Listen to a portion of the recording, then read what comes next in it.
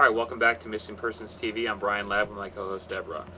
Today's Sunday, May 24th, 2009, 10:48 p.m. Eastern Standard Time. Tonight we're going to be discussing 5 cases, 3 cases from 2008, and 2 new cases that I did last night. One of the cases was one I did before. I could not find the dream drawings to it, so I did them again. If I am able to find those dream drawings, I will post that and see if there's any similarities to the cases. So tonight's cases are in chronological order. Case number 635, Sasha Davis. 637, Amanda Overstreet. 638, Roberto Carlos Canedo. Case number 735, Mark Anthony Vera. And case number that was case 752. And case 753, Shanae, and Deborah, what's her last name? I didn't write that. Wells. Wells? Yes. Okay, thank you.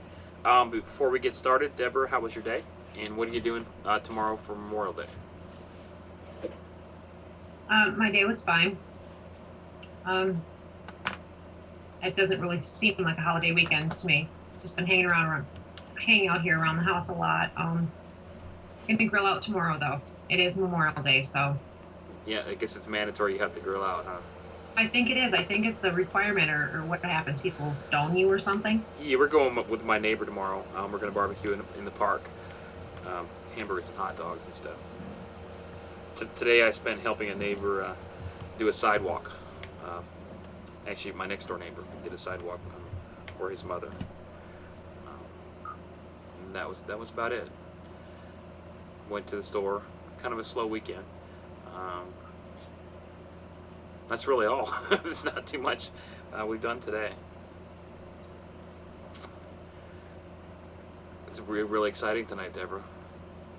Yeah, I know, and we have people, listening tonight and in the chat room to discuss these missing persons cases and everything when it's a holiday weekend. I think that's really great, but I see that other people didn't have huge plans for their weekend either. Yeah. Well, a lot of people are traveling. I've seen a lot of people out on the roads.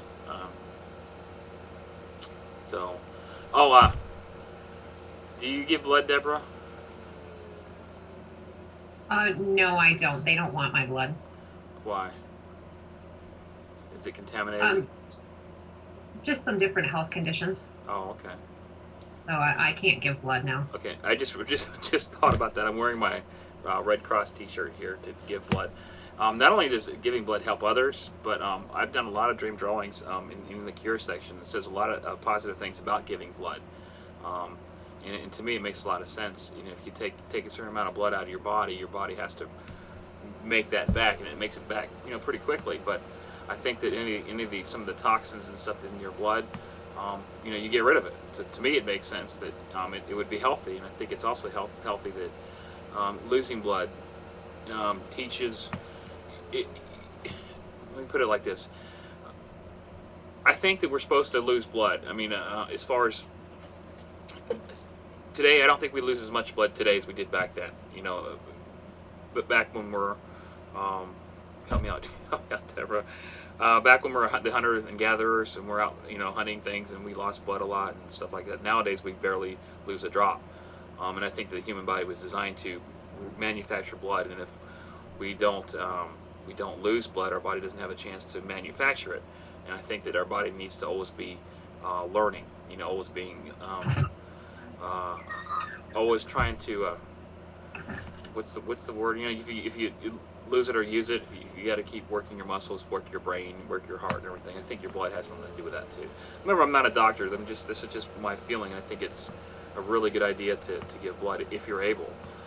If you're not able, try bloodletting. I'm not kidding, but I think there are safe ways of doing it. I think there are a lot of benefits that really we don't know about. Remember, this is not coming from the American Red Cross. This is coming from me. I'm not a doctor, not anywhere close, but to me it makes sense to give blood. Give blood often as you can. What do you think, Deb? Do you think that giving blood actually benefits you as far as Well, I would think it does benefit you. I mean, almost like kind kind of like a recycling type thing. People give Right. blood, then their body has to make more Right. to replenish it. So it kind of, you know, If you I would think it would kind if of you clean the have system up. toxins, right? If you have some toxins or lead or whatever, I mean, obviously that comes out of your system. Your body's not going to remake the lead, and it gives your body whatever makes the blood cells a chance to make more blood cells. So that, to me, that's got to be healthy. And like with any other organ, including the brain and everything else, we do know that if you don't use it, you will lose it. And through evolution, we start losing things that we don't use, like our toes and a lot of other things. So I mean, I think there's so many benefits to giving blood or bloodletting or whatever that we just don't think about or really publicize too much. But that'd be a great campaign for the Red Cross, though. Add 10 years to your life, give blood. You never know. I mean, on a consistent basis. And I know that you can give blood every 8 weeks. I think I give every 8 weeks. And you can also give plasma and another type of thing. You can give whatever it is. And anyways, you can do that even sooner. So if you can give, and if you ever want to look into it, look it up on the internet. What do you think about bloodletting? What they think about today? They used to put leeches on people to supposedly cure things, right? Didn't they? Deborah, you with me? Yes, I'm here. Okay. Did they used to put leeches? Didn't that? Well, I know they did. I'm just asking you the question to fill up some time here. But anyway, so if you can give blood. Anything else, Deborah? Guess we should do the show. I not really. Okay. Okay. Right, so let's do some cases then. First case of the night is case number 752. This is Mark Anthony Vera. I think is that Vena or Vera? I would say Vera or Vera. Okay. Either way. All right. Let's see. Hold on 1 second. We're really messing up tonight, huh? Okay, the case was opened today, May 24th. Dream drawings from last night. This is the case that had done I printed out the thing. I had the dream drawings on. I don't know where they're at. And once again, if I do have the dream drawings, the ones from the previous night, I will post them below these.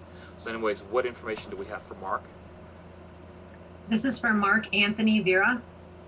He has been missing since April 1st of this year. His date of birth is December 1st of 1978. He's missing from Harlingen, Texas. 30 years old, Hispanic male, 69 inches tall, that would be 5 feet 9 inches, 140 pounds, brown hair, brown eyes, medium complexion. He has a brown mole on the right side of his neck, a brown birthmark on his buttock that runs down his leg, space between his front teeth.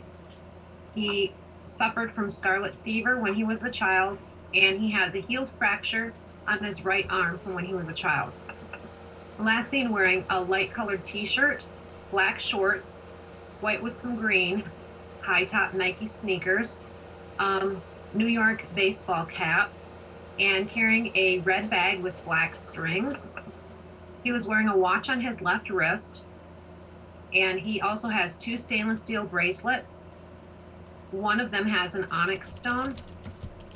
Mark had left Montgomery, Illinois in February of this year, and he had traveled to Harlingen, Texas, where he was staying with a family member.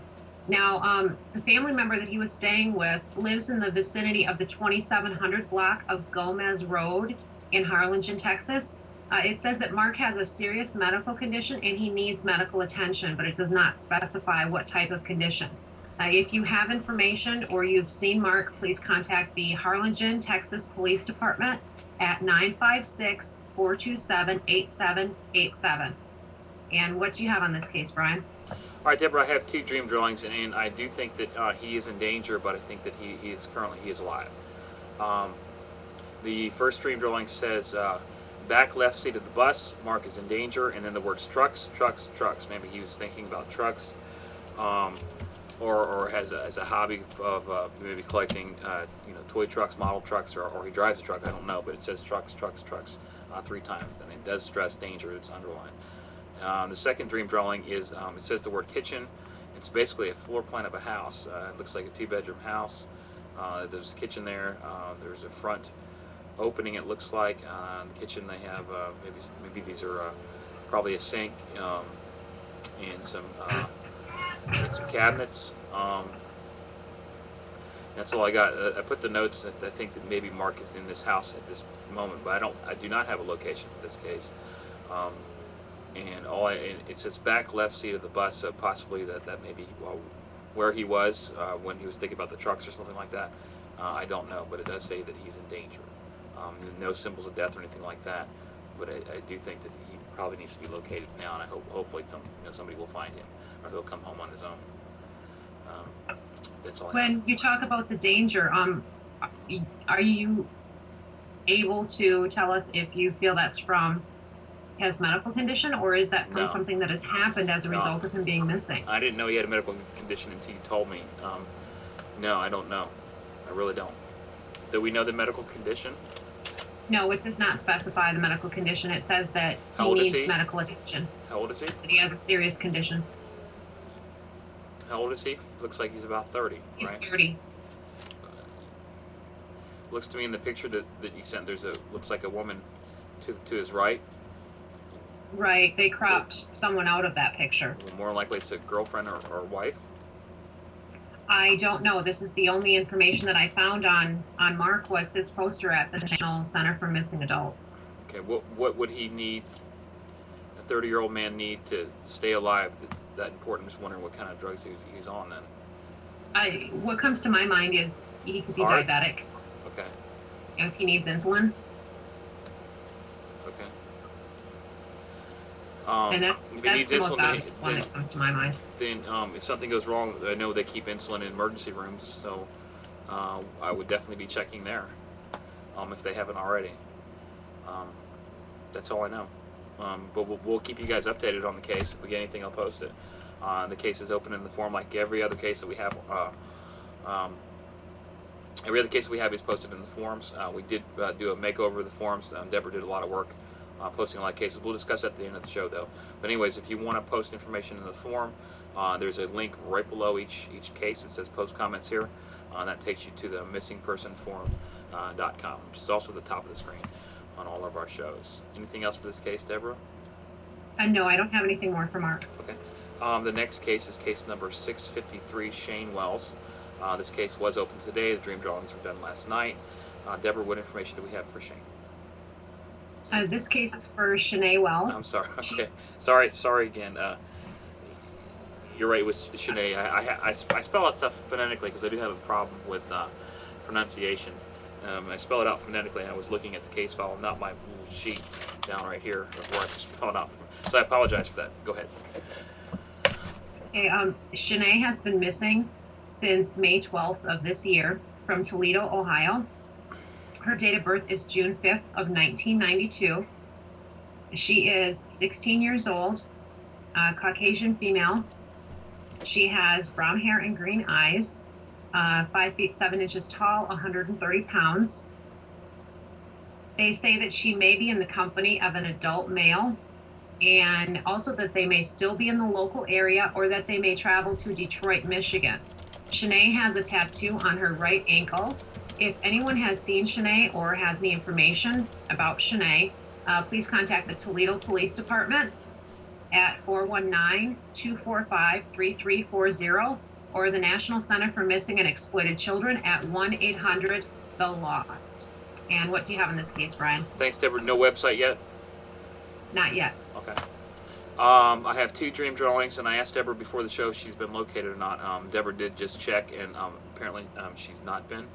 The first dream drawing says he's taking her back home. There's a drawing of a male. Maybe he's muscular, or just he looks muscular to me. Young male, maybe 20, 25, maybe older. I don't know, but there's a picture of him right there. Got some hair running across his eyes like that. And the important thing is it says he's taking her back home, so that's good news to me. And the next one is 867-1136, which I believe is a phone number. There's a number below that. It says 498-2113. I have not checked those phone numbers out, and I don't know where they're from, whatever. There doesn't seem to be an area code. The next one says they are at Jefferson Road by tracks, no entry. I think that possibly that they were actually by Jefferson Road, wherever that may be, next to some railroad tracks. And then I think that there's a sign that says no entry right there, and all that's drawn on the dream drawings. But Deborah, I think that that she'll be home soon, hopefully. And she's not, then of course another redo would be in order. Okay, great. That's great news. Yeah, to me, I mean, remember that she'll be home soon with the work that you've done on this case. That's right. And I always want to stress that that's just my work. These are my dreams. Right. That's what you're getting, and that's all I'm giving you. I can't claim that this is true, but I'm hoping it is. So anything else in this case? No, I don't have anything else on Shanae's case. Okay, I'm getting the next cases ready. You got anything else to put out while I'm doing that?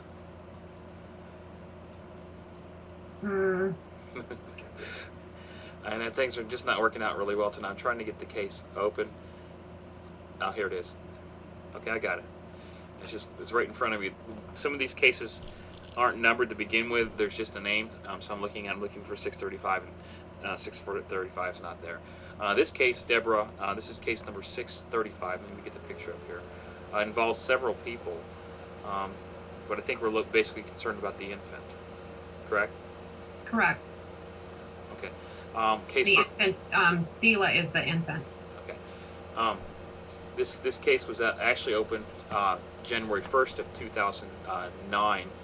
This is for Sasha Davis, Selah Davis, and I believe Jarib Bennett. So that's case 635. That's when it was opened. There is a bunch of documentation at the top. They're all thumbnails. I really can't view them right now. But I think, Deborah, you have some information on this case for us? Yes. First off, I'll give you information for Selah, and okay. That's for Selah Davis. Selah is how you spell her first name. Okay, that's the picture. That's her picture that you guys see right now. I don't have the other pictures, but that's who you're looking at right now. Go ahead, Deborah. Yeah, Selah, along with her mom, Sasha, and her mom's boyfriend, Jarib, have been missing since February 15th, 2008 from the Bronx in New York. Selah's date of birth is October 20th, 2007. She was 3 months old when she went missing. 2 feet tall and 20 pounds. African-American female, black hair, brown eyes. Selah and her mom, Sasha, and the friend, Jarib Bennett, they left New York City on that February 15th of 2008. They were traveling to Rochester, New York to visit friends, and they planned to return back there to the Bronx on February 19th. And they were never heard from again. On the 27th of February of 2008, their vehicle was found abandoned in Rochester, New York, in the southwest quadrant of Rochester. Jarib Bennett has a wife and 2 daughters, and Sasha has another daughter, so that would be a sibling for Selah. They have very little information on this case, and all the families do state that it would not be, they just, wouldn't choose to go missing, they don't think. That would not be, normal for them to do that. The mom, Sasha Davis, her date of birth is April 13th of 1977, 30 years old when she went missing, 32 years old now, 5 feet 7 inches tall, 120 pounds, African-American female with black hair and brown eyes. And then as far as Jarib Bennett, for him, he has, his date of birth is March 1st of 1980, 27 years old when he went missing, 29 years old now, 5 feet 11 inches tall, 215 pounds, African-American male. His hair they have listed as black and red. He has brown eyes. Jarib Bennett's nickname, and his first name is spelled Jarib. His nickname is Griff, spelled Griff. And what do you have on this case, Brian? Thanks, Deborah. I was looking on the internet. I'm getting some pictures. I just have her up there. I'm going to get the rest of the family up there. I found the images. I'm going to post them. I have two dream drawings. The first one says they were taken to airport by golf course, and then gang love. These are some symbols up here. I'm not sure what symbols they are. but one of them does look like some type of you know, the Jewish star symbol, and I don't know what the rest means. Even that, I could be wrong about that too. The next one says Franklin High, the number 27, YCCY. Those look like the same symbols. I believe the note says, not sure about this one, but I do think they were taken by a gang.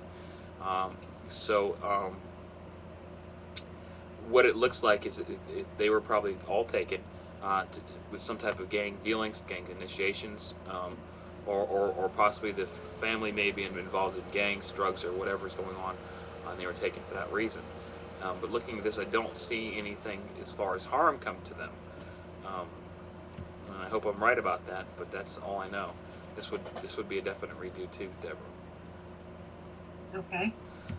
I've got that one picture. Let me just post it, so to see who we're looking for, other than just Selah.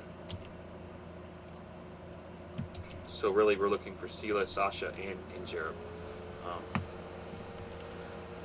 I shouldn't have saved that. Keep talking, Deborah. My computer's locking up again. Okay. Yeah, obviously with this case, the most important is, you know, the most important missing person would be Selah. Right. Yes, we're looking for her. That's the most important. But if you look at it from the standpoint, I mean, I've said it in a few cases that, you know, find the mom and you find the kid. Right. You know, if they're missing together, then, you know, although this, you know, does not look like the parental abduction kind, and that's usually when I say that, you know, because the little ones are not going to go grab themselves a Happy Meal or head for the mall on their own. They're going to be with their mom or their dad, you know, when they're really young. So, you know, when it comes to some sort of a situation, if this were to be a case of some kind of abduction that is not a family abduction, you know, it's a stranger abduction or an acquaintance abduction or something like that, then, you know, that doesn't really stand to reason though either, because that, you know, little Selah could be with anyone, but on the other hand, could be with mom too. All right, thanks. Let's move on to our next case. This is case number 637. Amanda Overstreet. The case was opened January 3rd of 2009. Deborah, what information do we have for Amanda? Okay, it's kind of hard for me to read this information. I have to do some more research and some back files to find it. Actually, what this case is the niece of someone from chat room. Okay. And what had happened was she had run away a few years ago when she was 15, and nobody has heard from her or seen her. And her aunt was, you know, wanting some sort of resolution as far as either, you know, if something has happened to her, she'd like to be able to bring her home and, you know, have a memorial for her, you know, but, you know, if she does not want to come home, you know, if she just knew that she's fine, then she'd be good with that too, you know, because she is an adult now. Her name is Amanda, middle name Lee Ariel. That's a capital L, small e, a capital A, R-I-E-L. Last name Overstreet. Now, this is not the first, middle, or last name that she was given at birth. There is also privacy with this case too. That, you know, there are some things, so there's not a whole lot of information out there. But she's not listed as a missing person anywhere. Although, you know, if someone were to see her, you know, you have her photo featured and her information featured on your site, Brian. If someone were to see her and she could get in contact with her aunt, that would be wonderful. So the information is there to do that. But for some reason, I can't read this very well. Okay. Let me see. I do remember though, with the aunt, as far as her name goes, she picked her name. Okay. You talk about the 2 pages that are like up, they're up in the case file? The 2 pages on the case file? That email? Right. Okay. Yeah, I've got them in thumbnail. I'll look at them later. Thanks, Deborah. Let me tell you what I have then. Basically, it says name is Jennifer. Not a runaway. Works with animals. Has 2 dogs. Dalmatian. Not being told the truth. Second dream drawing says, okay, Lawton 580. did know Lawton is in Oklahoma, and I believe that 580 could be an area code.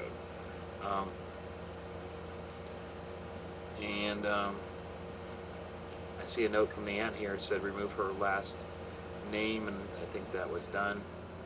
And something from Nancy. But so we don't even know she's missing, right? Well, is she missing? As far as none of her family knows where she is and has not known for a few years, yes. Okay. She's missing in that respect. The respect of missing persons reports and things like that, it was not done. Here's the deal. Assistance now, they didn't realize what could have been done back then, and the people that needed to do those things, there were different things going on in the family. There was a sick relative. There was some traveling going around. She actually hopped out of a vehicle on a trip when they were traveling. And, if I remember correctly, it was one of those situations where she asked, them to pull a car over because she didn't feel good or something to that effect. I think she said something about possibly throwing up, if I remember this right. But what happened was when they pulled the car over, she took off. Basically in the middle of nowhere. They were on a trip. She went missing in Texas. I do know that much. And as far as the information that you've gotten, you came up with this. After you did this, her aunt told me that the name Jennifer, she had heard that was used. That Amanda had actually called herself that. That name had been used when she was at a relative's house, when Amanda was over at a relative's.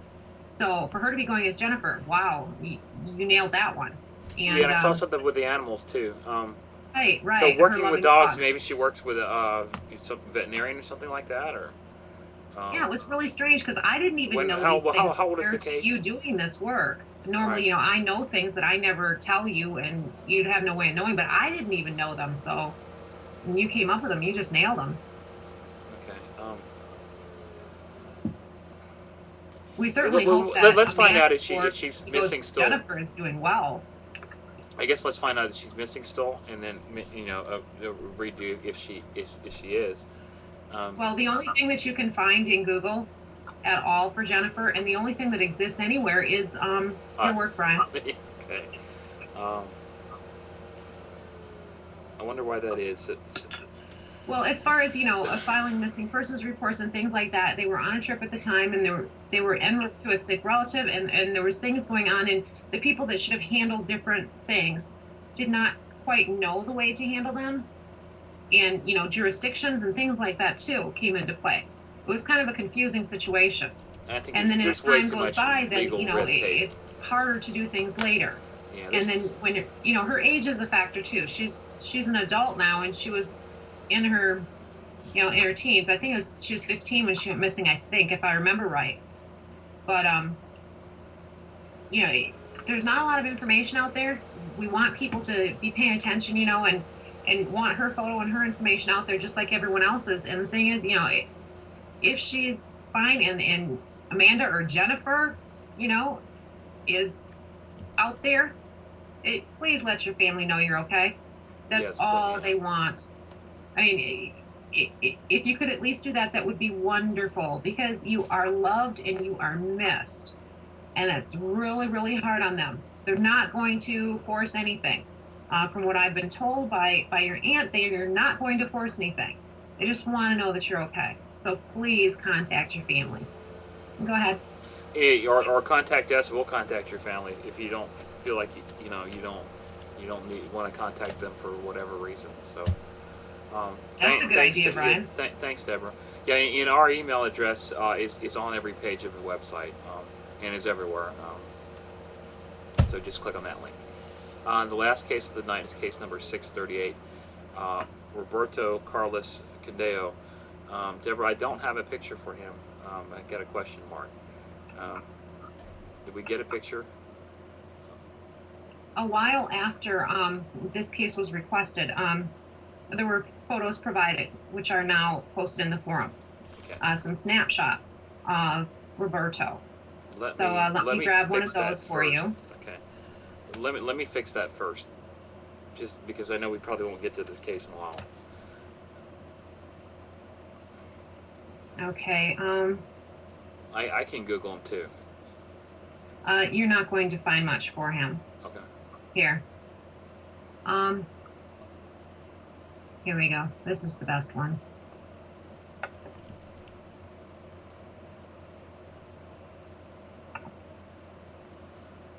And while you're talking about the case, I'll go ahead and get the picture up there and replace that question mark.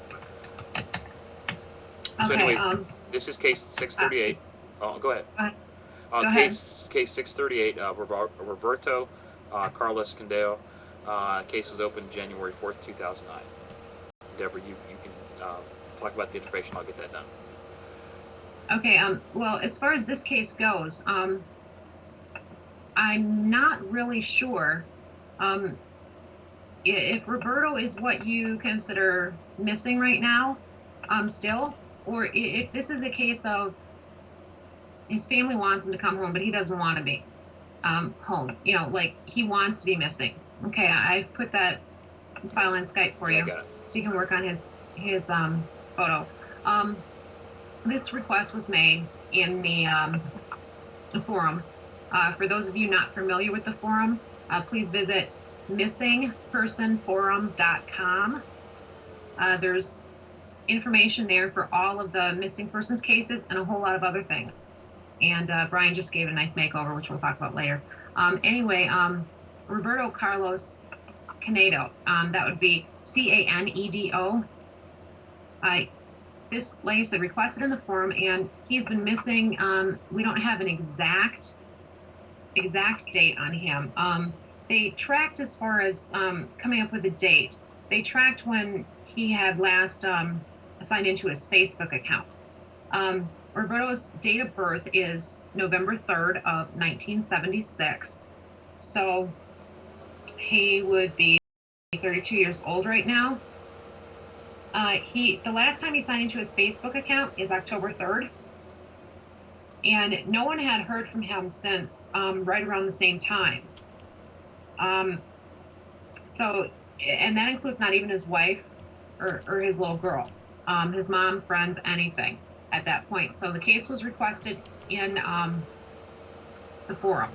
Now, he's missing from Mexico, and as far as, descriptions and things like that, more correct, more exact information, we really don't have that at this point. There is a letter that was received, and it was posted in the Missing Persons Forum February 27th by someone stating that, and they're the ones that provided the photos.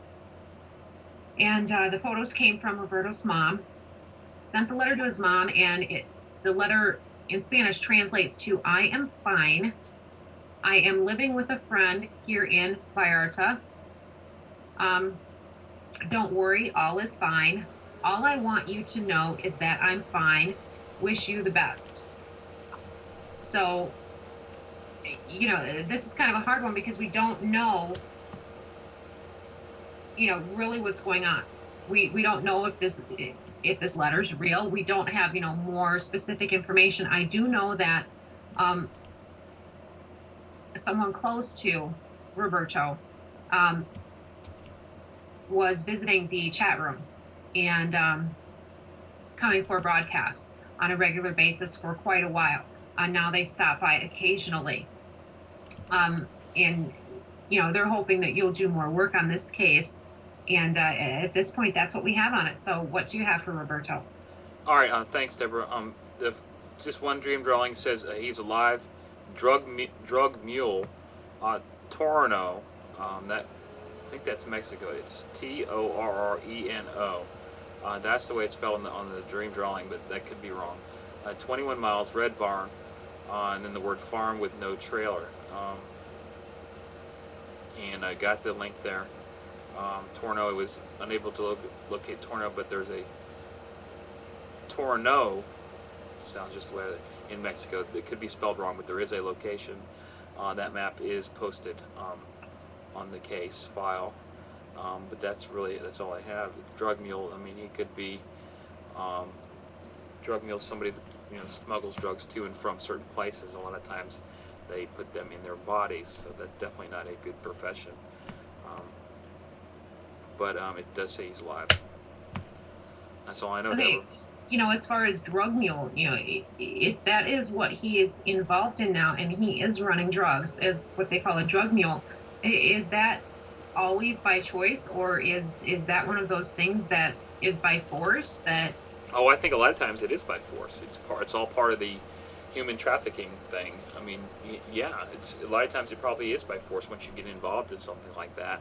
They say you will take this, here, and you will do it, and you'll come back, and we'll pay you whatever little bit you're going to get paid. And a lot of times these people die because of these bags that they put in their stomachs rupture.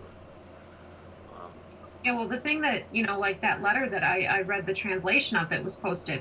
Um, for someone that's married and has a little girl, there wasn't much said, and it was sent to his mom, and it wasn't "I love you" or anything. Yeah, I guess what I'm getting at is, I mentioned before when I talked about it, if that letter's real or whatever, somebody but avoids like, can this hey, be forced to so he's left alone, and that's what his employers want, so to speak, or what his if you're going to be a drug mule? You captors? wouldn't want to be on the National Center for Missing Adults or something like that, for sure. Um, I mean, I don't know, Deborah. I don't know. Um, what do you think? I think this is one of those cases where we don't know. I think his family has a lot of questions. I I think as far as like I brought up, is he really missing or not? Well, I guess I consider him missing now at this point Hmm. until we have something more clear as to what's going on. Let me get his So let me I get his think that it picture up just now. stays open until, and if there comes a point, I mean, when possible, to do more work on the case is great, and give it attention as far as updates in the forum, updates on the case file, and if there's time when you can do more work on it. um I know there's other cases that are a higher priority for redos and stuff, some small children and stuff like that. I'm going to try to get them home first. But I think, do whatever we can to try to bring closure to this, Yeah, and I hope that agree. he contacts again or he comes home. Let me get. I've got his picture. I saved it to the case file. I named it, and I'll put it on the links page too. Um, Let me just show you guys his picture. I edited out the child. Just put his photograph up here. So that's him right here. I'm gonna put it over here, and then save it for the next show when we need it. Okay, so there he is right there. So that's Roberto. Thanks, Deborah. Anything else for this case? No, I don't have anything else for Roberto. Okay. Um, Now we're done with the cases for tonight. We'd like to discuss a few other cases tonight that need attention and see if there's any updates. Um, Deborah, which case would you like to do first? Just you can pick one. Okay, would you We like always to? talk about Let's. Aji. Okay. We wanted Well, to. we'll get Ashi at the end. Cynthia. You want to do Cynthia? Right. Okay. Um, Case number 735. I believe her mother is in the chat room with us right now too. This is case number 635. Cynthia Ann Macklin. The case was opened from April 28th of 2009. We just recently added some new links to the case file, case 738, and some new links to the forum as well as the website findcindy.com. We've covered the information, the dream drawings so far, and we've covered what Gail has done so far. But that was back in April, so it's been almost a month now. We will get with Gail and see if she get anything additional. We did have the pictures of the horses and stuff, but I'm more than just Gail. I'd like to get with Travis and Reggie to see what they come up with, aside, and get that information posted just to see if there's anything similar. What do you have, Deborah?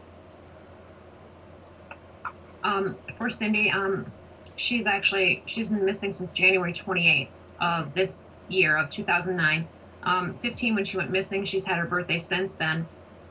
Cindy is missing from Bay Cliff, Texas. Let's see, her date of birth is April 2nd of 1993. She is white female, blonde hair, hazel eyes, 5 feet 4 inches tall, 115 pounds. She has multiple piercings in each of her ears, a mole on her chin, and a mole on her left cheek. When Cynthia went missing, her hair was dyed dark brown. Her natural color, however, is blonde. She may go by nicknames of Cindy, Sis, and sometimes Sadie. If you have information regarding Cynthia Ann Macklin, please contact the Galveston County Sheriff's Office at 409-766-2322 or National Center for Missing and Exploited Children at 1-800-THE-LOST.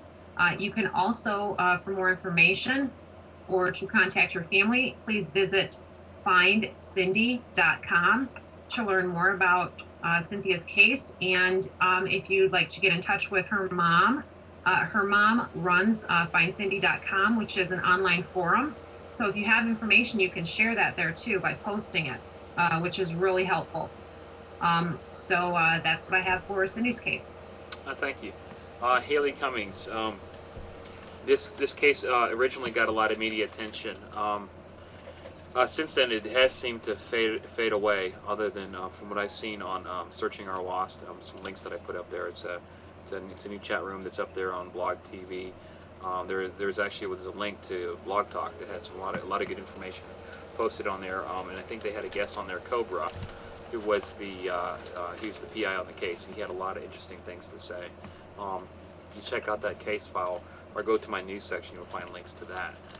Deborah, is there any additional information or anything we know about Haley? What's been going on? Nothing really about Haley that I know of, and what about the family her then? case is not getting as much attention. And there's so many children and adults missing. I try to look at as many cases as possible. One thing I did hear, and I don't know what it was for, but I guess that Cobra was arrested. Cobra was the guy on the show. Yeah, the guy was the bounty hunter or the PI or whatever. What was he arrested for? He is. Yeah, Cobra. Okay, what was he arrested for? I'm not sure. Okay. He sounded like a pretty smart guy that knew what he was talking about. So let's hope it's something not related to the case, at least. Yeah, unfortunately, so much has happened with Haley's case, as far as other stuff thrown in there, just like with Kaylee's case. Same thing with Kaylee's. Exactly. So, wouldn't it be great? Look at the steam that Kaylee's case has. Well, actually, we could call it Casey's case at this point, but the Kaylee Anthony case, it's still going strong out there, and Kaylee's remains were found. Sadly, thoughts and prayers to her family. They were located on December 12th of 2008. Her mom is on trial. Her sorry behind has been locked up in the Orange County Jail for months. So Kaylee's located. The alleged killer is behind bars where they belong right now. Can't we talk about a bunch of other people that are missing? That bothers me. I think we're kind of talking about the Nancy Grace show, but I think we've all moved on. Could you imagine if they all got the kind of steam that Kaylee's got, though?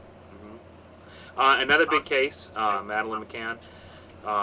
There is new information that's out there. I'm not sure. At least with my dream drawings, it doesn't seem to fit in. But nevertheless, the case is getting more attention now, and it's turning toward the theory that Madeline was actually abducted. Other than away from the parents. That's the way the Portuguese police would like to hear it. But so let's hope that Madeline does come home soon. I just talked with Z. She's been watching our show. She's been posting a lot of information on this case and other cases, but especially the Madeline McCann case. She's been instrumental in helping us do a lot of work there. So we want to thank her. But we hope that Maddie does come home soon. From my dream drawings, she does not seem to be too far away from where they last saw her. And I do believe that the Portuguese police and Robert Morak and a couple other people may be involved in the abduction. And the people in this photograph here, if you want to look at that real quick. Well, that's the other case there too. But I think we discussed all that. But these are the pictures right here, as far as the initial photograph and stuff that we've worked. If you'd like to see that, just click on the Madeline case file. It's huge. There's thousands of posts there. Hundreds and hundreds of hours that went into this. So I certainly hope that Madeline McCann is found soon, and Kate and Gary get their daughter back, because they don't deserve that. No one does. But especially to be called a murderer, especially to be called a murderer now. Sure, they made a mistake, but that's a mistake. She's still missing. I guess we're at 45 minutes now. Let's talk about Aji real quick. This is Aji Desir. He went missing January 10th, 2009, this year, from Immokalee, Florida. Gail St. John's went down there. She's done a lot of work on the case. I've done some work. She seems to think that he's still in the area. I have some dream drawings that seem to confirm that he followed a dog and may have suffered the effects of the elements, and there could possibly be some type of French man involved. That case is up there too. If you have any information, please visit findaji.com, ADGI, and post it there. We're really trying to get people to post in the forums. It's so much easier for you to do that, and then to send it to us so we can post it, because this does take a lot of time. That's why we're asking everybody to please go to the forums, which is at missingpersonforum.com. Deborah, anything else? No, I don't have anything else. Okay. I think that's it for tonight. We'll see you tomorrow at 9 o'clock now. Sorry we keep changing the time, but it seems like we're always late, so let's move it to 9. That's Eastern Standard Time,